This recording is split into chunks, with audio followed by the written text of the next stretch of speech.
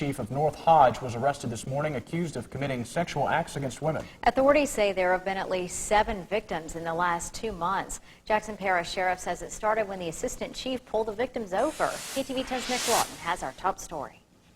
North Hodge Assistant Police Chief Greg Coleman was arrested by Jackson Parish deputies Tuesday morning, charged with 6 felony counts of malfeasance in office. Sheriff Andy Brown says 7 women have come forward in the last 2 months, accusing Coleman of performing sexual acts against them. All the charges on these victims pertain to obscenity, false imprisonment, or sexual battery. One time it was attempted oral sexual battery. Coleman had been with the North Hodge PD for 2 years. Sheriff Brown says the women's accounts of his actions begin after he pulled them over for traffic stops. He would transport them back to the town hall.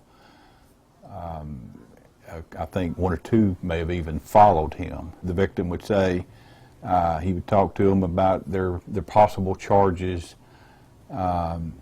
And on a couple of times he exposed himself. The charge there would be obscenity and false imprisonment when you're, holding somebody against their will. Brown says Coleman paid his $30,000 bond but couldn't say if he's back on the job or not. And the North Hodge Police Department was locked when we went there. Coleman is expected in court the first week of September while deputies continue investigating. Sheriff Brown says if convicted, Coleman could face 5 years in prison for each of the 6 counts. And Brown believes those 7 women are not alone. Report any abuse or if you've been victimized, just call us, because I think there's other people. In North Hodge, Nick Lawton, KTVE 10 News.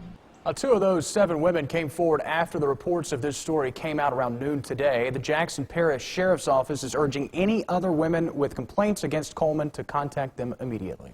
West Monroe Police